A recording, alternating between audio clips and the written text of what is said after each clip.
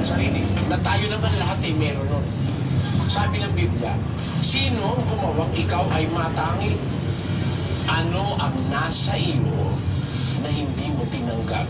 May kayamanan ka. Saan kanino yan? Iyo ba yan? Nang ipangala ka, sabi ni Job, lumabas akong magkupat sa bahay bata ng aking ina. Babalik ako, kupatin. Wala namang taong pagkapanganak mo may silver spoon in the mouth ka. Hindi totoo. Pinagkakiwingi ka sa bahay bata kung meron ka silver spoon in the mouth. Ano lang yun? Yun ay kasabihan lang, mga idiomatic expression. So, paglabas mo sa bahay bata, ikaw ay wala kang baon. Di nga yun lang Pinoy, hindi mo mabaon eh. Yung inunan, hindi mo rin pwede paunin. Kasi yung inunan, pag lumabas na tinatapon yun, nililibing yun eh. Kasi yung inunan mo, siya mo rin uunanin sa kama, babako kayo ng nanay mo ron. Di ba? Kaya paglabas mo sa bahay bata, wala kang anumang maipagmamalaking sa iyo. Sabi ng Diyos, sinong gumawa na ikaw ay matangi? Ano ang nasa iyo na hindi mo tinanggap? Bakit kung tinanggap mo naman, ipinagmamapuri mo, tulad baga sa hindi mo tinanggap? Ayun ang sabi ng Diyos. Kaya doon inaalis ng Diyos yung kapalaluan at pagkamakasarili ng kaisipan ng tao. Na dapat mong maunawa, meron ka matatami at meron ka, matalino ka, may pera ka, may pinag-aralan ka, may gumawa sa iyo niya. Hindi ka, kaya ako nakapag-aral, sarili kong sikap. Kung wala kang lakas, makakapag-aral ka ba? Kanino galing yung lakas mo? Yung isip mo, sa Diyos pa rin. Then you are totally dependent on someone we call God.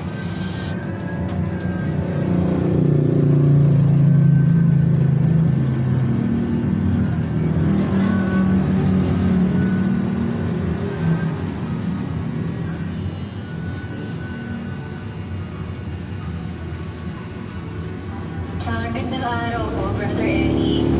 Paresa po, Katoliko. Tanong ko lang po, paano, kailan, pwede na ipakilala ang Diyos sa pamilyang Saradong Katoliko? Alam mo kapatid, may hula sa Biblia na magaganap sa mundo at kung kailan mag-uumpisa ang pagkakilala ng tao sa katotohanan. Doon sa Amos 8:11, ganito ang sabi ng Panginoon.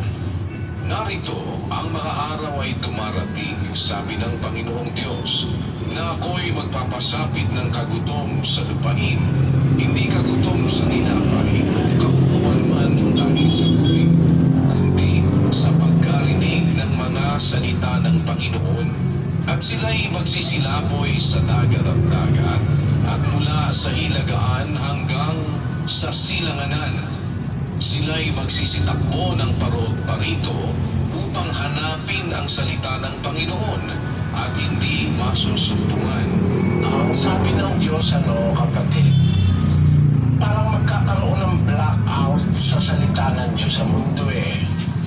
It is one thing that we have to think about. Sabi ng Diyos, magpapasapit ako ng kagutom sa lupain. Hindi kagutom sa tinapay o kauhawan man dahil sa tubig, kundi sa pagkarinig ng mga salita ng Panginoon. Magsisilaboy sila sa dagat at dagat, mula sa hilagaan hanggang sa silanganan. Sila'y magsisitakbo ng paroon parito upang hanapin ang salita ng Panginoon at hindi masusubukan. There will be a total blackout regarding the Word of God sa buong mundo. Nawala ang salita ng Diyos. Bakit nawala? Kasi ang ginawa, nung nawala na ang mga apostol, nung makatapos na ng pangangaral ang mga apostol, yung mga umalili, hindi na ipinangaral talaga yung salita. 4:3 hanggang 4 ng ikalawang Timoteo. Sapagkat darating ang panahon na hindi nila titiisin ang magaling na aral, kundi pagkakaroon nila ng katinang tainga, ay magsisipagpunton sila sa kanilang sarili ng mga gurong ayon sa kanilang sariling mga masasamang pita, at ihihiwalay sa katotohanan ang kanilang mga tainga at mga ibabaling sa katha. darating ang panahon, sabi ng apostol, mayroong hahaliling mga tao na ihihiwalay sa katotohanan ang kanilang mga tainga at mga ibabaling sa katha. Kaya ang magigis na nating relihiyon ng katha-katha. Darating kasi ang araw, sabi ni Pablo, hindi nila titiisin ang magaling na aral. Babaling sila sa mga katha.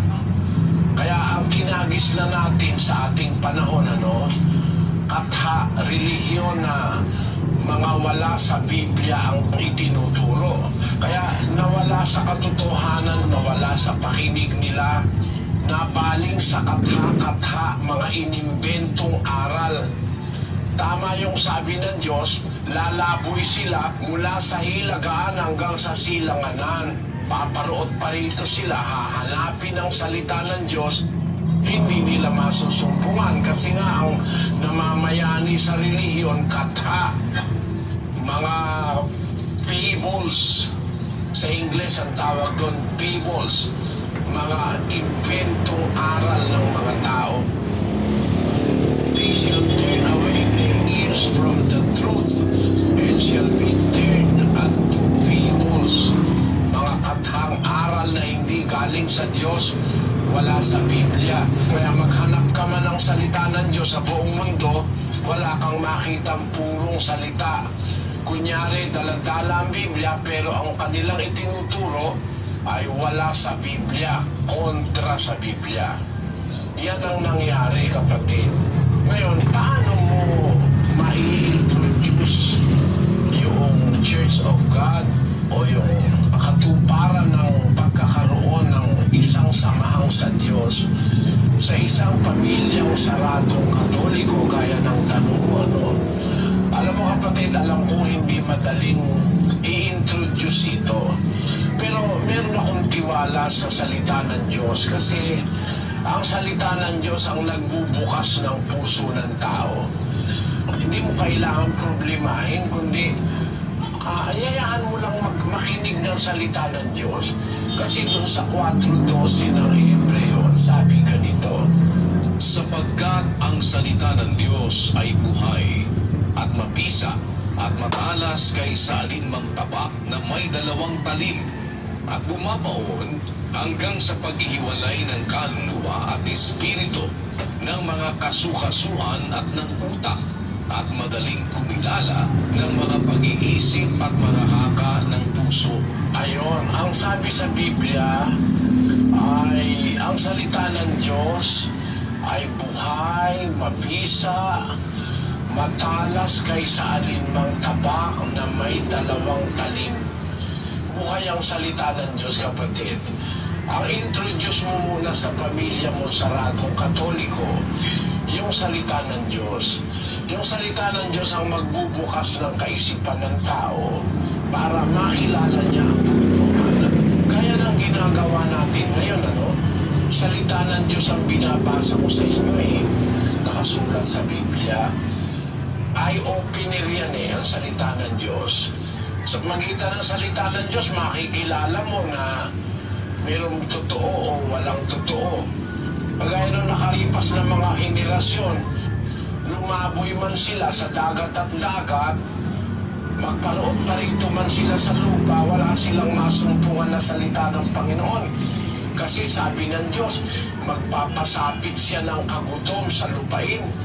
Hindi kagutom sa tinapay o kauhawan sa tubig, kundi sa pagkain ng salita ng Panginoon. So it happened. And we are witnesses to that. Mahirap maghanap ng salita ng Diyos noong nakaraang mga panahon.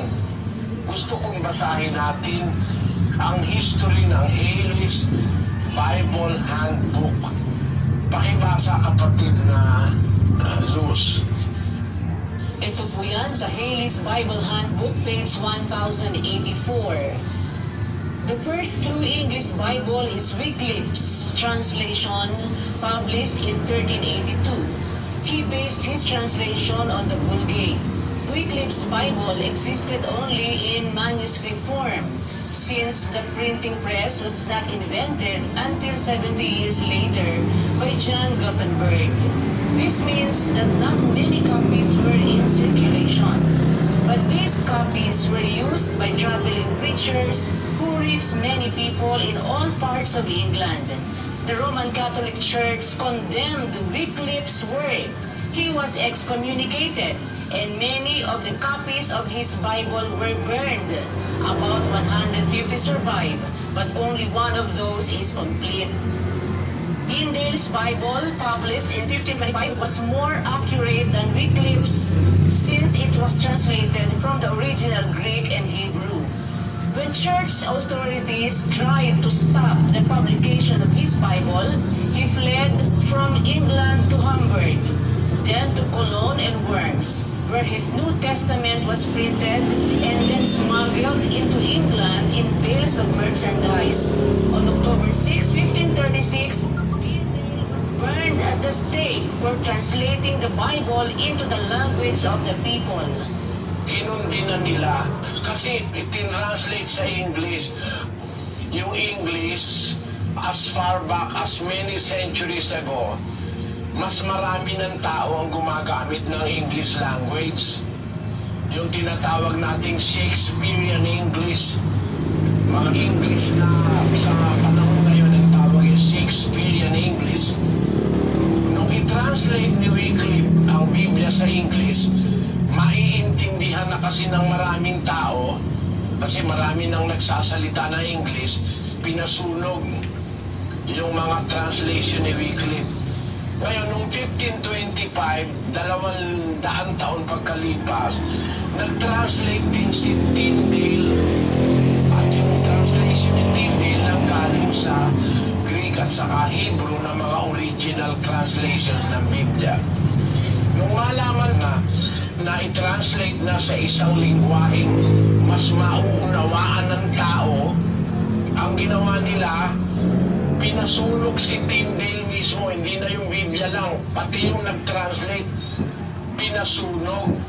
He was burned at the stake for translating the Bible into the language of the people. Kaya naganap yung salita ng Diyos dun sa Amos na magkakaroon ng kagutom sa salita ng Diyos. Hindi kagutom sa tinapay o kauhawan sa tubig, kundi sa pagkarinig ng salita ng Diyos. Medyo komplikado kasi yung yung tanong mo mahaba ang kailangan isagot ko ang pinaka-solusyon, paano mo i-introduce yung Church of God o yung aral sa Biblia, salita ng Diyos muna ang introduce mo, kapatid. Sana makapakinig sila. Meron naman tayong programa halos sa lahat ng lingwahe ngayon napapakinggan. Meron tayo sa internet, sa YouTube, sa Facebook, at sa iba't ibang medium. Meron tayong satellite broadcast para sa buong mundo. Meron din tayong mga television broadcast sa iba't ibang panig ng mundo.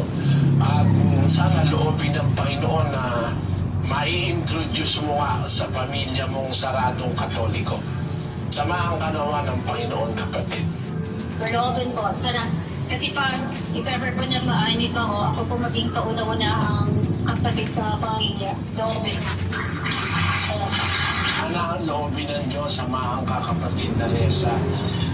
Alam mo, ang isang pinaka-potent o pinaka-malakas makabukas ng kaisipan ng tao, the way you treat them, the way you deal with them, kung makikita nila ang pagbabago sa buhay mo, ang pagkatuto mo ng pag-ibig sa kapwa, aral, konsiderasyon, pagpapakababa, lahat ng traits ng isang Kristiyano ay mabubuksan ang isip nila para mag-isip sila na ang